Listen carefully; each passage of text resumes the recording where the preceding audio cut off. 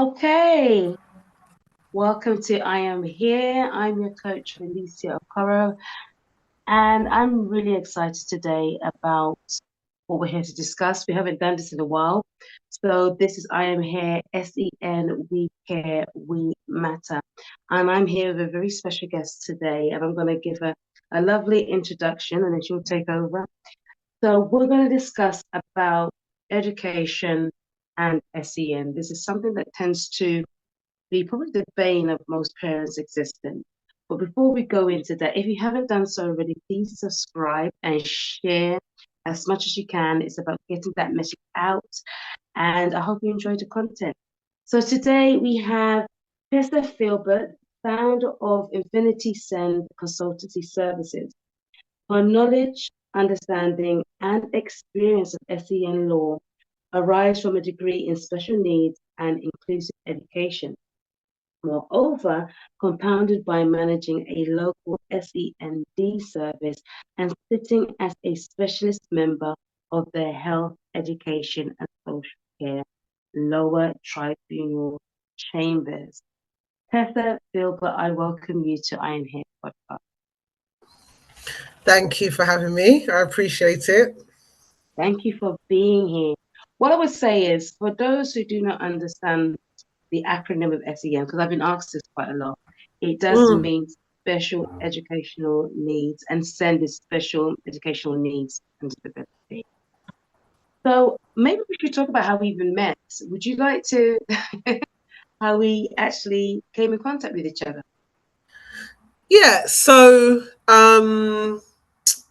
my project, which is called Send Culture and the African Caribbean Experience, is how we met.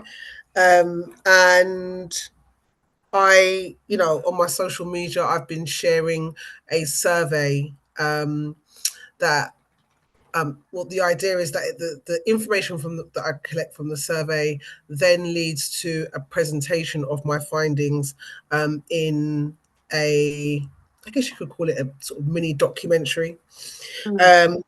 And that's how we met. You filled out the survey, and then we connected afterwards, which I'm forever thankful for, because it's hard going.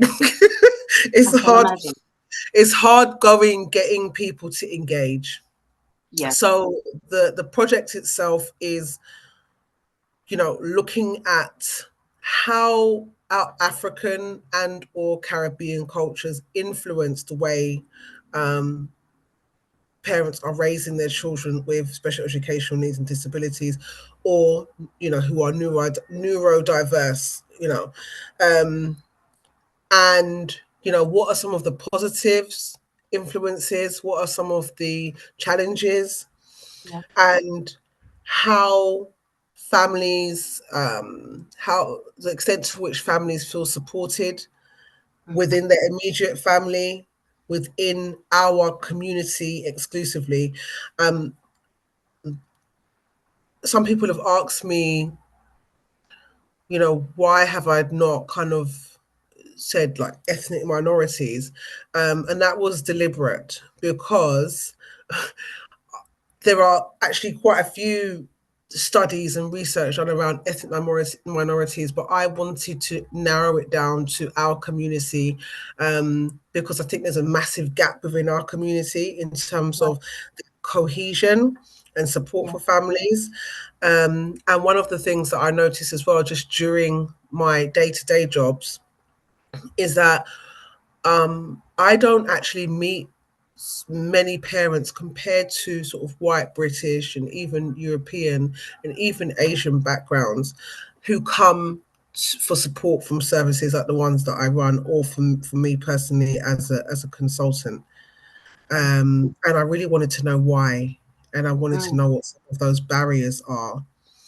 And then in meeting, I've got a few clients, actually I'd probably say most of my clients are actually Caribbean. They've somehow found their way to me. They found you, isn't it? Yeah. They found me, yeah. And then we discuss, how isolated they feel, how isolated they feel within their own family networks, how they have to really search for support in the community and quite often find lacking. And the statistics from my project, from the survey, support that on a wider level. Yeah. You know, I can definitely relate to that, and which is actually quite disheartening to hear. And the fact that I can actually relate to the fact that the support within your inner circle is very, very, very limited. So, so just in a nutshell, for those who are listening, if you had to kind of describe what Infinity Sense Project is all about, how would you describe it in a nutshell? So I would say that it's really a call to action for our community to kind of, in very simplistic terms, raise our game in our awareness of SEND and develop deeper understanding so that we can really think about the different ways in which we can be there for families who have children with SEND in the community. Because, as you will know, accessing support, getting the things that your child needs can be very, very stressful. I mean, it is so stressful. And I really want this to be a call to action, for, huge organizations as well who claim to, to support children, African, Caribbean children in the community, like community-based mentoring and things like that, who actually don't provide for children who are diverse. Like, if you look on their websites and things, like, there's no explicit mention of actually how they can support children who are on the spectrum, ADHD and Down syndrome. So we do have community organizations. And I will say that, and I'm going to say it actually, because I think it needs to be said, I've reached out to some of those organizations about the project and not received any response. And for me, that was really disheartening. It was, in fact, because I started this last year and it made me stop. I actually put it down as a project because I just felt so gutted. Like, I just felt like, wow, this is going to be a real uphill battle. But yeah, I decided to reignite things at the beginning of this year, regardless. And I'm so Yeah. glad that you did. I'm so glad that you did.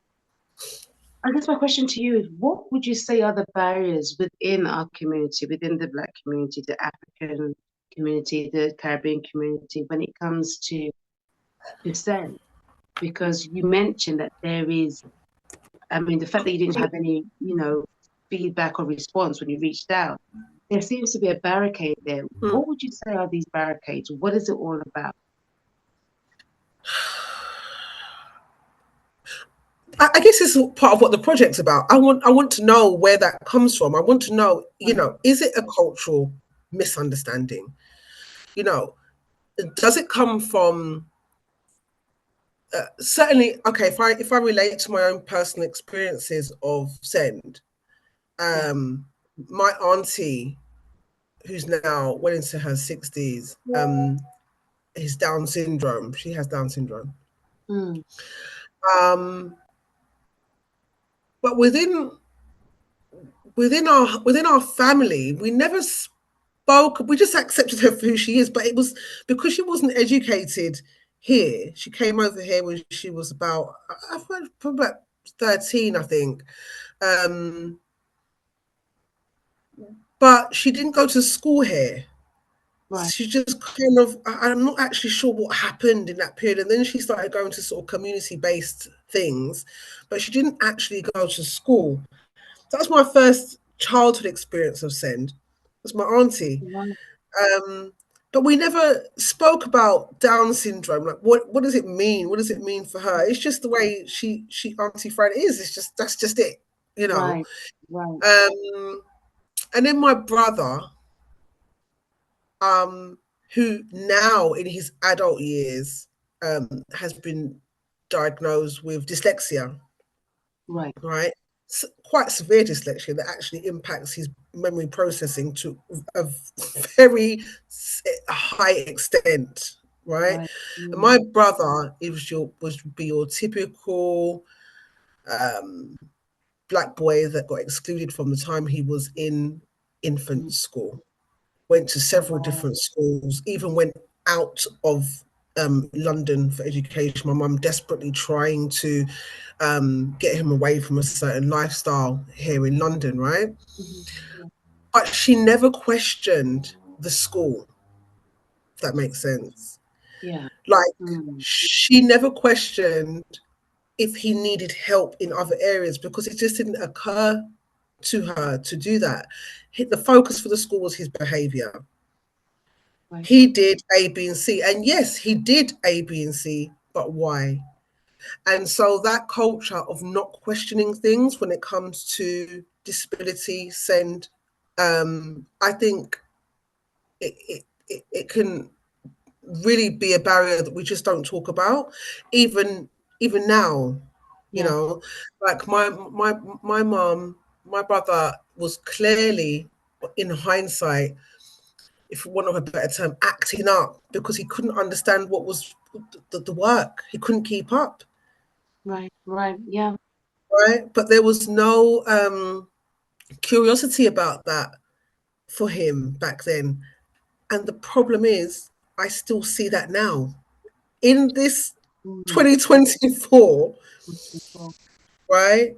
Where we have talk about inclusion and provision, EHCP, send support. We've got all of these things, but we still see the disproportionate exclusion of Black boys in our schools. The majority of those will have some sort of special educational need and or disability. And as you know, people talk about that school to prison pipeline, and statistics show that the majority of those young people who, you know, are on that path will also have SEND. So what is it why is it that we're still in that same place? So the project really is about, it's not about the system, it's about our community and how we can upgrade our knowledge and understanding as a community to offer support and not just wait until the unfair exclusion happens or right. something egregious happens and then we react. I really want our community to be equipped to respond. Do you know what I mean? To Yeah. preempt, The parents. to Yeah. have the foresight to ask questions, to um like for example, my godson, he is on the spectrum, Mm. and my his mom and dad were really struggling to um find somewhere to get his hair cut. And Right. they found a local barber, and this local barber, he's an African man. Um, Whenever he goes there, he pulls down the shutters halfway. He makes sure Mm. it's a very quiet time, yeah, so the sensory Yeah. overload is not there, yeah. And my godson has been able to get his hair cut.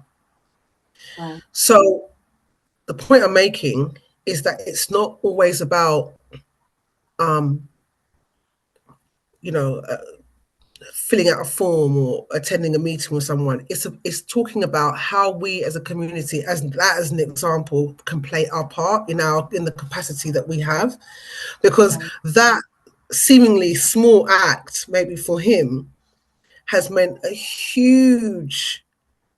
Absolutely. huge difference to him, my godson, and his parents, and it's taken a stress or weight off of their Yeah. shoulders. Do you know what I mean? Yeah. Absolutely. Absolutely. And I think, I think what we're talking about here is the awareness. I think there is a lack of awareness in our community. And to be Yeah. honest, I think in other people's communities as well. Hmm. I picked up on the fact that you mentioned that it's not an attack against the system per se, but more to do with inward looking. What can we do as a community to be more aware, more sensitive to children and vulnerable adults? But what I've also noticed, and I don't know if you would agree with this, is that you mentioned the time. And it'd be nice if you can give us how far back we're talking. When you mentioned your brother and you mentioned your auntie, Yes. and the first rule of thumb was, oh, this child has been unruly, you're excluded. What I'm finding today is that when you see or when you get an unruly child in a school setting, I'm finding that a lot of the schools are labeling the children as having ADHD. I'm wondering if this is just a spin-off to someone back then immediately excluding a child. Because I would. It's difficult because, you know, each case has to be looked at on its merits. right, Um, I would say that I would say that okay, if we speak about just the education system on a whole, sure, it's it's so rigid. yeah, It's so, the curriculum is antiquated. you know, yeah, um, it actually doesn't even make sense that things that are on the curriculum that I was studying as a child, this it's still there, and I'm almost 50 to reveal my age, right? Yeah. So it yeah, doesn't make sense that my daughter, who's 17, was studying the same curriculum that I was. On top of that, the it's not it's a very controlling system. There's no freedom within it, right? mm, So many young people just can't cope with that.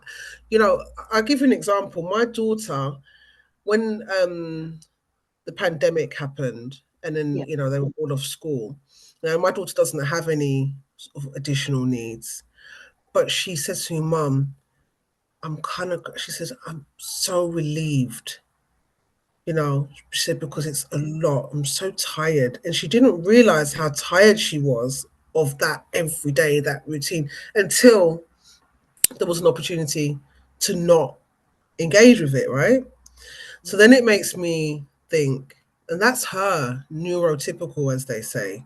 right, Imagine what it's like for a child who's on the spectrum, got other needs, like it's just, and they're being forced to comply, forced into a system that is actually so rigid. There's no fluidity in it absolutely, at all.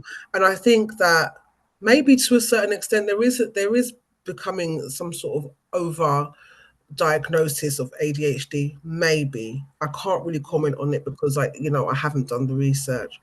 sure, But what I do know is that the general schools, mainstream school settings, are not places where that flexibility is naturally built in, and that inclusion is a natural way of being.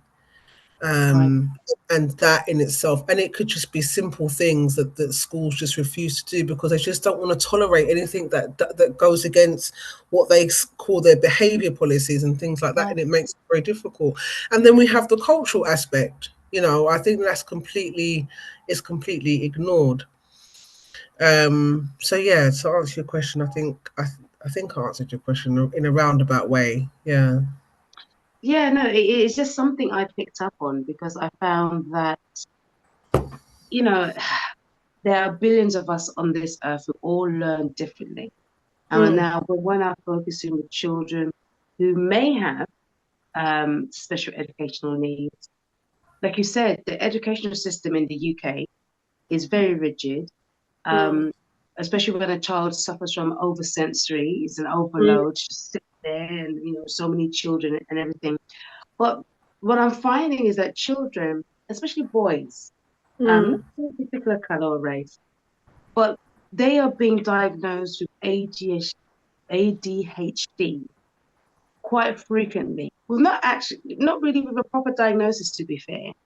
And the reason for it is, oh, they're boisterous, they can't sit still in classes, they run up and down, they have a short attention span. And, just listening to what you were saying, it just came to me, and I was wondering, could that just be, like I mentioned before, a spin-off to, instead of saying you're excluded, you're being disrespectful, you don't learn well, are they now just labeling children who are just children who learn differently, who receive information differently? And Yeah, I definitely think there's an aspect that the labeling, definitely. I mean, but at the same time, I've come across many children, and also in terms of the ADHD diagnosis, the girls are underrepresented because they absolutely, present differently. Um, but I've come across many young people without a diagnosis, who are experiencing these challenges in school, and then eventually excluded, right, fixed term excluded, or we now call it suspensions, and then permanently excluded. um, but I think what it boils down to is that lack of it's that focus of on the rules, on the behavior policies, on two strikes you're out type of mm, approach, and just not not being open to looking at the different ways that support can be offered. It's like, if you're not conforming, that's it, and that seems to be becoming much more prevalent. And then you see an increased amount of children, being sent off to alternative provisions, or PRUs, and things like that. I think it's a culture within the education system to just get rid of those students who, one, do not enhance the academic profile of the school, and two, who could be seen to detract from I guess, the ethics of the school in terms of behavior. The right, difficulty is that more schools are becoming academized, and mm, in that within that focus on academization, there's it's not that there's less accountability, but it's harder to hold the school accountable, because they have like directors and assistant directors. It's like a business more than, right, back in the day we just had a head teacher, right, deputy head. yeah, yeah. That Now was it's it. changed completely. But Yeah, now there's so many people to go through before you can get to the top, and also with right, academizations, you can't hold them accountable locally. You have to go to the Secretary of State. Secretary of State. Not many parents know that, right? And so mm, it's a more convoluted way of getting some sort of recourse, some sort of justice, and many right, parents don't know, and then many parents will just not pursue that road, of course, because if your child's been permanently excluded, the one thing that most parents want to do is get them back into some sort of education. mm, And we're just talking about people here with work, other children, day-to-day lives that they need to live. And if the option is, you know, following up this complaint to wherever it needs to go in order to make a difference, and focusing on getting their child back into school, most will probably just choose getting their child back into school.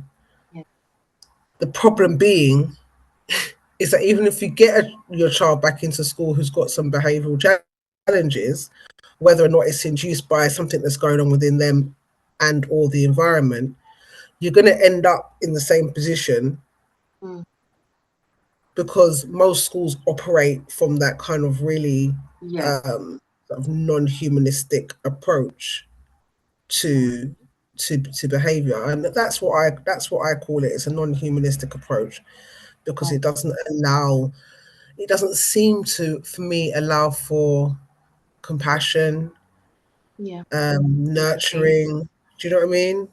And we're absolutely, talking about children, so yeah. absolutely. I have an article here, and I think it goes back to the facing the cultural barriers, excuse me, and this is the Hmm. Guardian. And it says UK's Black children face cultural barriers in accessing help for autism and ADHD.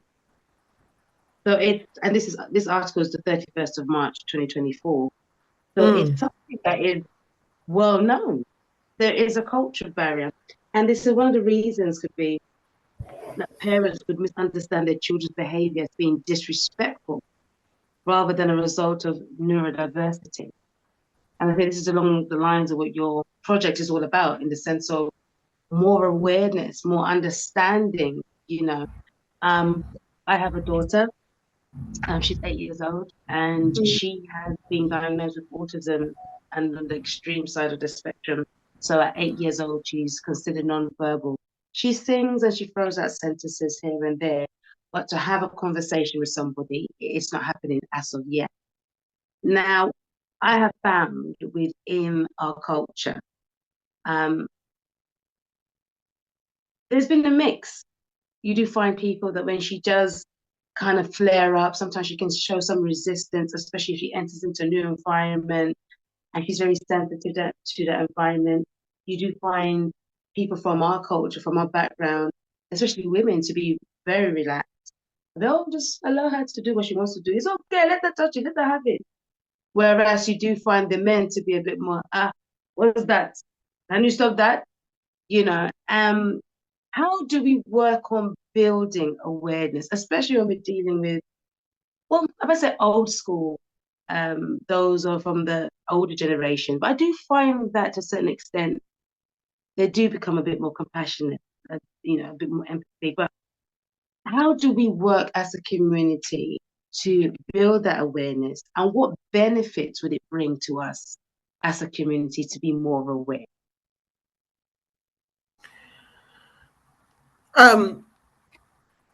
Conversation, creating spaces where parents can feel comfortable to have an explicit conversation without it always being about a deficit, I think. Right. That you can take your child to a party, let's say, and you can feel as a parent comfortable to have a conversation even before you get there with the host about what you might need, what your child might need in that environment, how to communicate with, rather than do this thing where you either don't go, you go less and less to family events, let's say, right? Yeah, Yeah. yeah, exactly. Or you go and you're on tenterhooks because it's kind of everyone knows your child's a bit different, but no one's really, it's kind of like that no one's really talking about it, as if it's a shame. Do you know what I mean? Yeah. You know, Yeah. and also immediately that child is put into this deficit kind of model. This, that we used to talk about, this medical model, when actually there's so many beautiful things that Yeah. every child brings, right? But it's like kind Yeah. of like that's overshadowed when it comes to children with a lot of children with SEND, because we're always looking for the problem, Yeah. rather than the understanding. So I think conversations, you know, um, can help people to feel more relaxed, Yeah. families to feel more relaxed, the child to feel more relaxed, more Yeah. importantly, because obviously children pick up on energy as well. They you do. know they're not They silly. really do. Yeah, Yeah. they're not silly. um the I think the benefits are just like 100-fold, because how long, and what you were just saying about um the article in the Guardian, you said that Yeah. people know, right?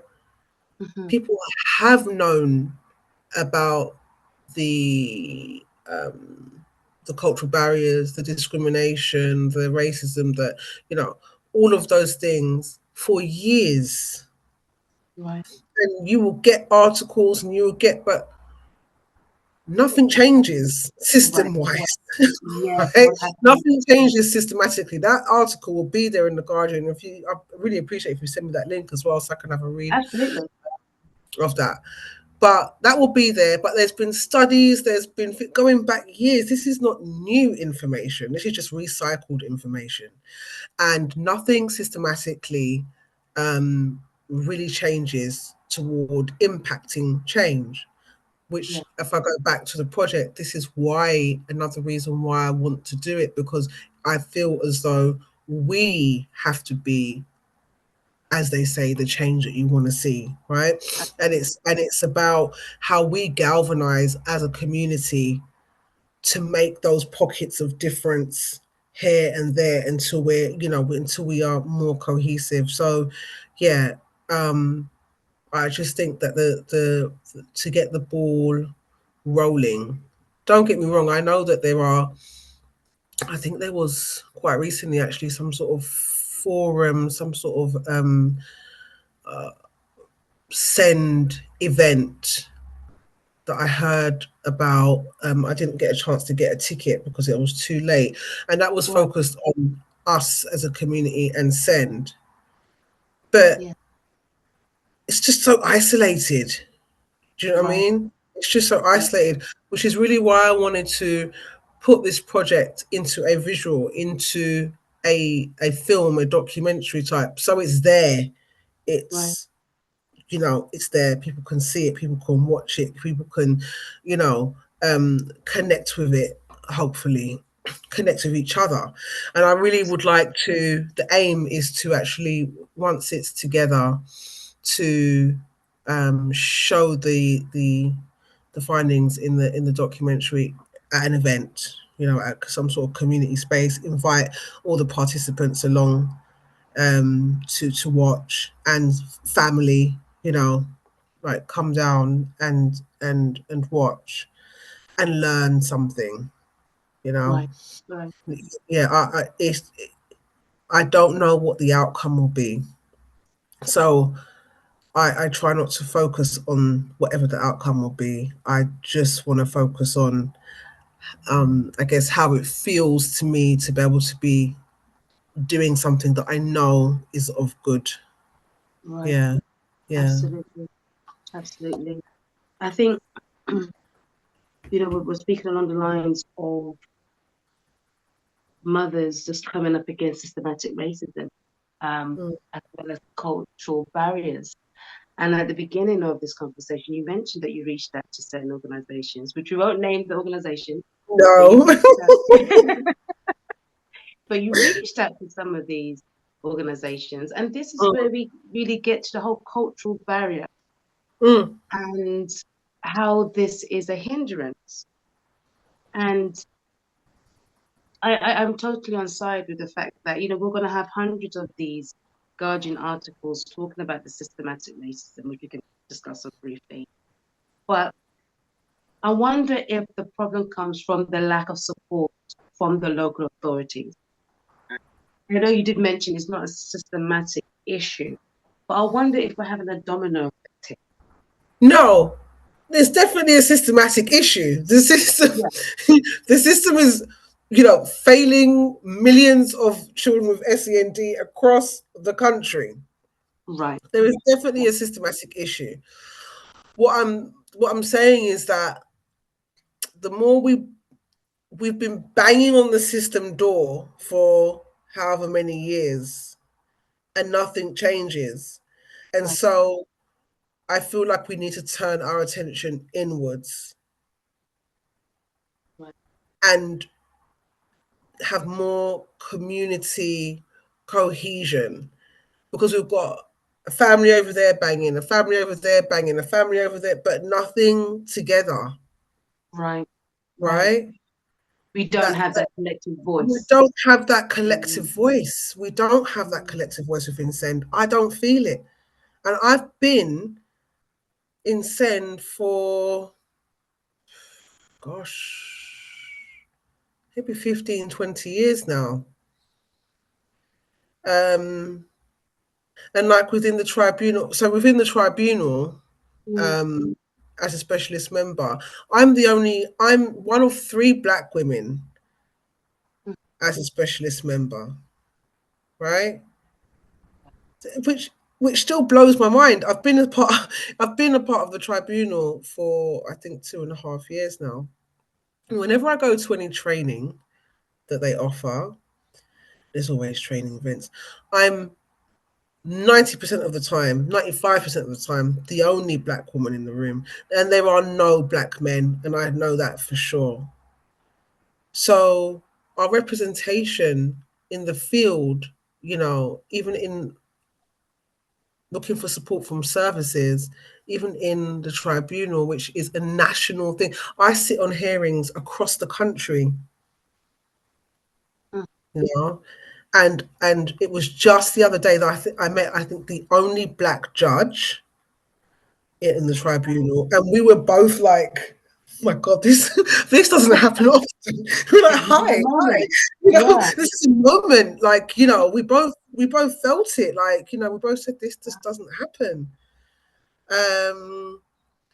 So where are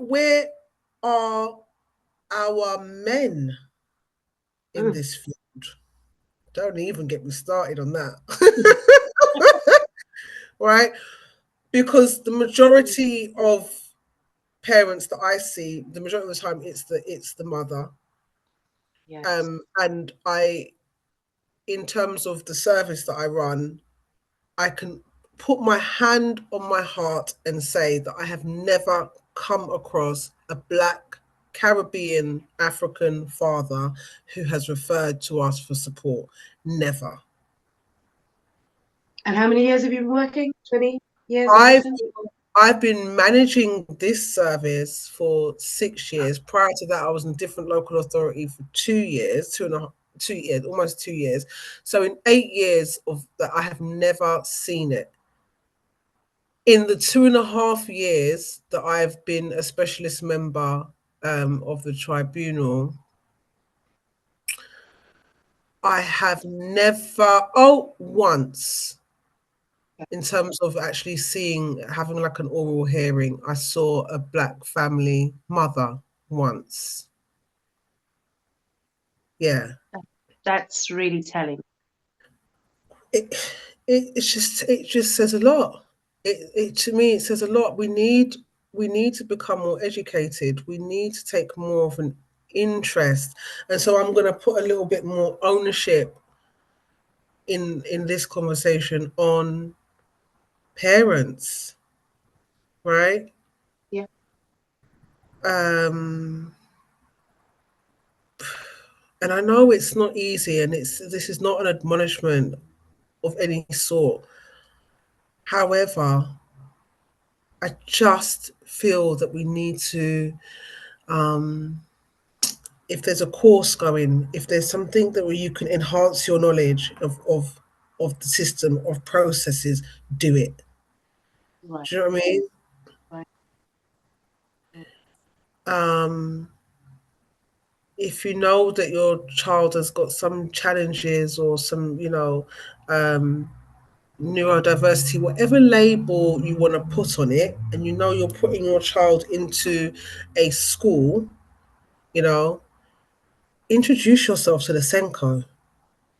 Right. Do you know what the Senko is? What the Senko's job is? Do you see what I'm saying? Send an Right. email. I am Jada's parent. They're going to be they have need, like,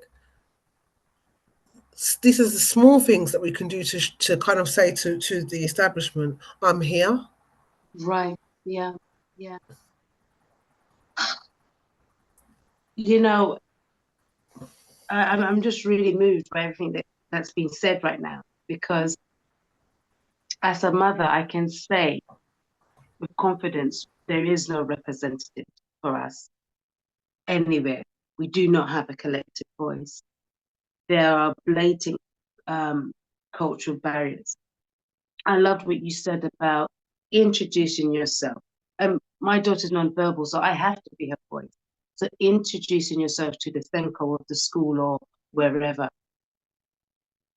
But when you said that, it actually triggered a memory. And it was when I was doing um, obviously I'm a life coach. One of the fields I also coach in is parent coach to parents who have SEN children. So I'm a parent coach in that field. And I was on a training course where I deliver parenting courses to very, very vulnerable families, right? And my children are homeschooled. One of them might be going to school part-time, but still under the whole homeschooling framework. And I took my children with me to the training. I was allowed to do so. Initially, I wasn't. There was a barrier because of my daughter who had SEN. And I found that automatic barriers come up. As soon as they realize a child has special needs, oh, well, their knee-jerk reaction is to say, no, we can't do that. I had a lovely lady who fought for me to do it, who wanted me to come on the training. And when I had my children in this special creche for the 2 hours I was doing the training, I was a voice for my daughter because apart from what she was diagnosed with, from a young age, she had a lot of health issues. And when I put her in the creche, there was mainly African carers there. And I said to her, and they kept keeping the door open and it was winter time. I said, if she does go out to play, do you mind keeping her coat on? Please put a hat on that covers her ears, etc., etc. Please don't give her refined flour, crackers, or whatever. Please give her this. Do you know, I found out down the line I was being heavily criticized by the African carers of being overwhelming, too demanding, and basically this undercurrent of who does she think she is. And I was shocked. I was absolutely shocked based on the fact that my daughter was the only child there with special needs. So do you not expect me as her mother to give you guidelines, instructions, tips on how to look after her to keep her safeguarded? So much so that at the end of the course, we had to do sometimes some assessment. I could hear my daughter screaming from the other side of the building because now she had become frustrated with the environment to the point I'm telling the supervisor, do you mind if I just quickly go and check on her? And I'm then running to go and see that she's okay. But you don't want to heed, you don't want to take advice from a mother. To me, this definitely ticks the box of a cultural barrier, this lack of awareness, this lack of understanding, this ego, this pride that rises up in people when you're just literally trying to tell them, this is how I look after my daughter. Do you mind doing the same when I'm not around? And I have met so many mothers and fathers. I hate using the word parent. We're not renting anything out, but I have met so many mummies and daddies who are afraid to send their children, especially children who have been diagnosed as being special needs. Some children you can't even give them that type of diagnosis anyway. They fall under different barriers of disability.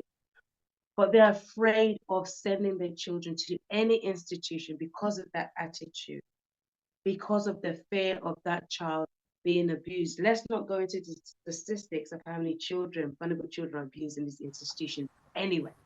Yes. So this cultural barrier is a massive thing. And this is why I really wanted to bring you on here to talk about your project, because it's something that is so needed in the community. And the fact that you're even coming up against barriers just to open the door of awareness is mind blowing. Yes. And also I will also tell you that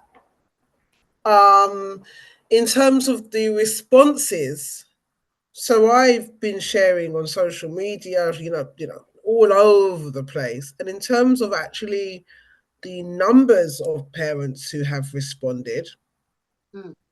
um, it, I would say the number is small, although it's good because at the same time because it's given me enough to go on in terms of the themes, right?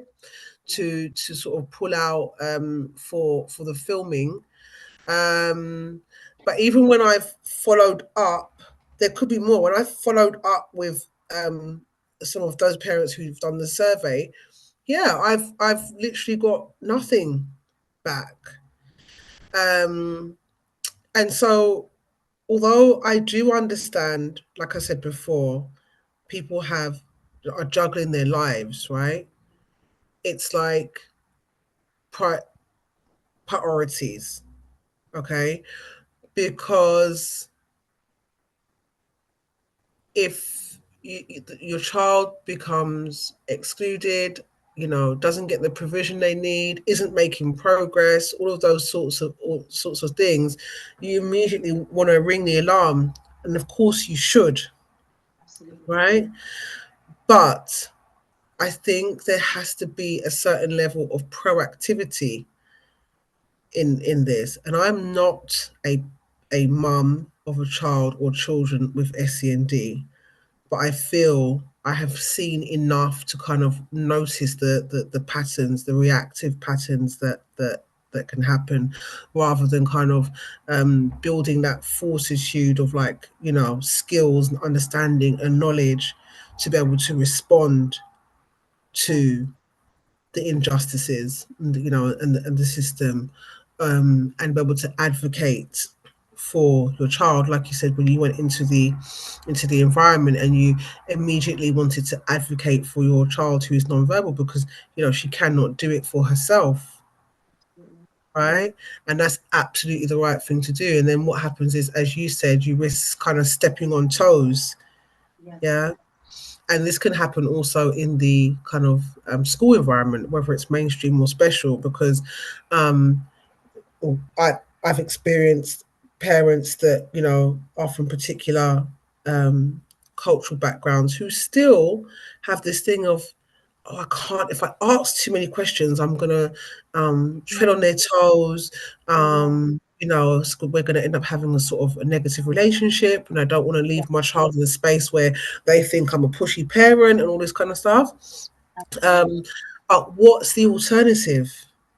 And it's about finding the balance, so you're not, because I mean, I meet parents that will say that to me, will say that to us as a service, but they're going home and they're fretting, right? And they're still worried. They're just not expressing what their concerns are.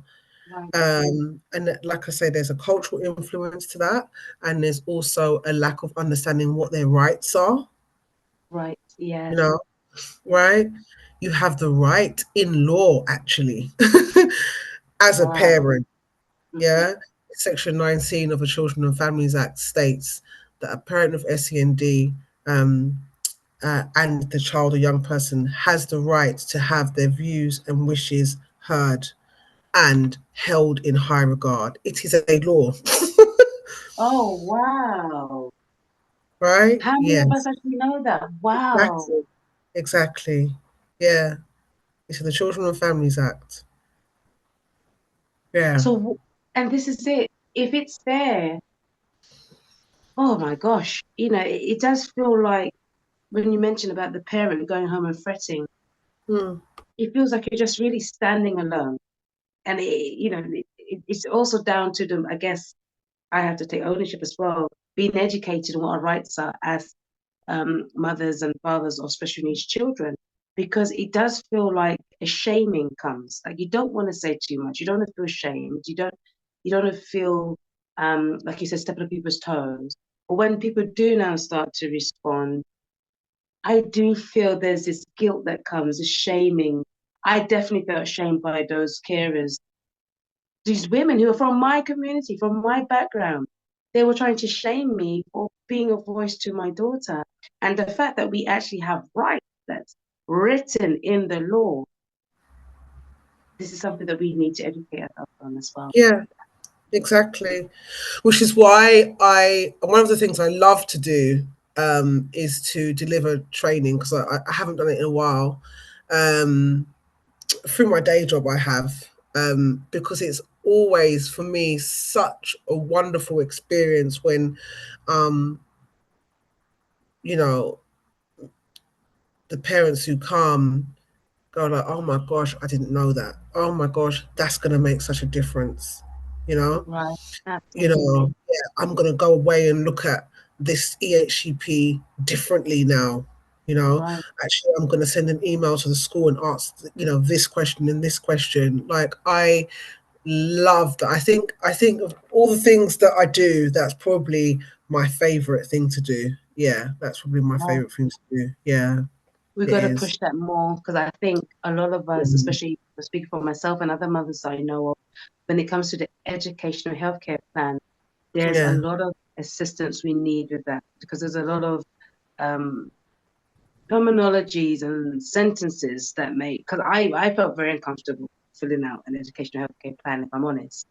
There yeah, was clauses in it that I just didn't agree with. And I wasn't even sure if I was actually understanding what was actually being said while I was actually yeah, about to sign away.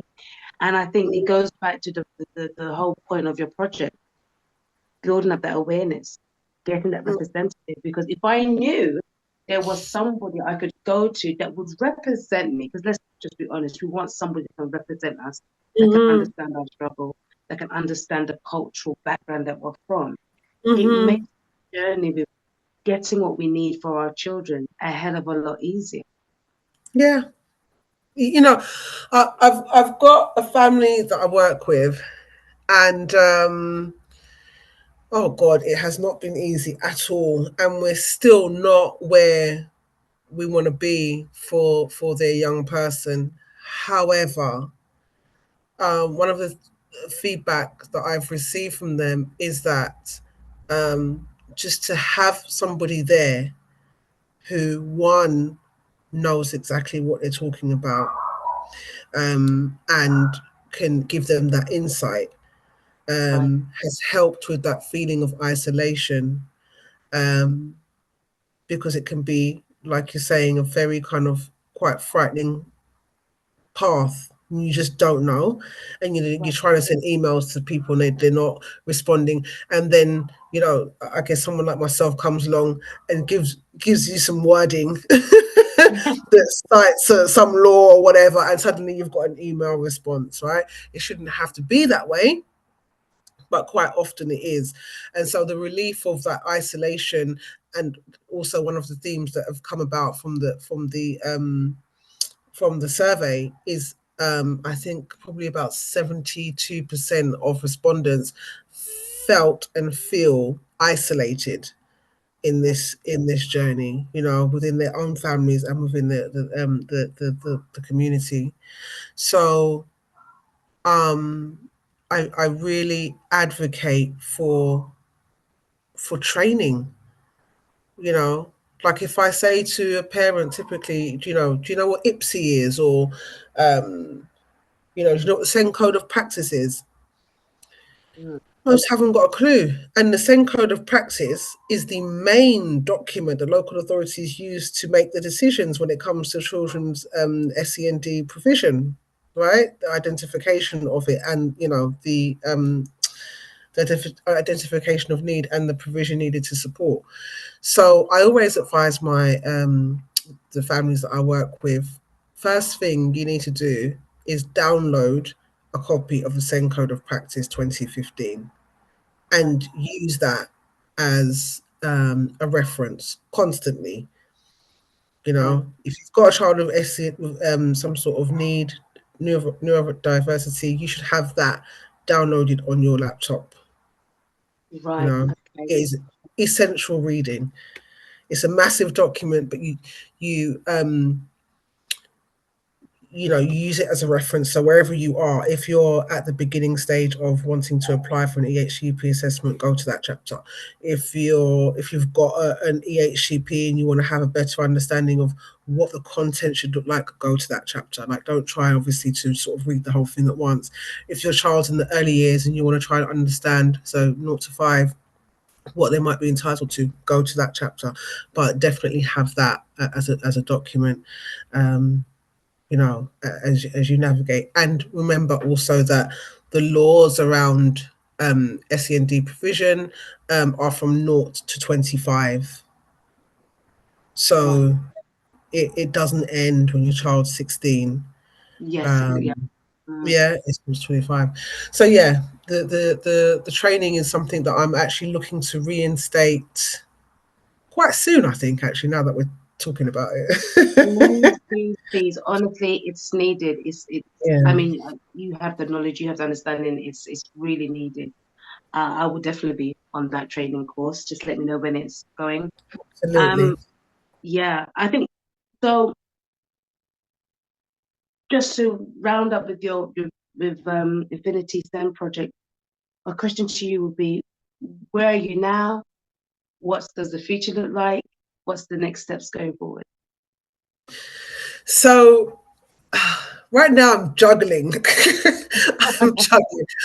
So um I think I mentioned to you before that I'm doing the filming myself. So I've bought Yeah. some equipment.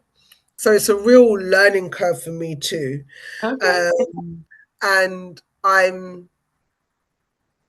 I've done sort of like the pre-interview stages, so now it's to conduct the interviews.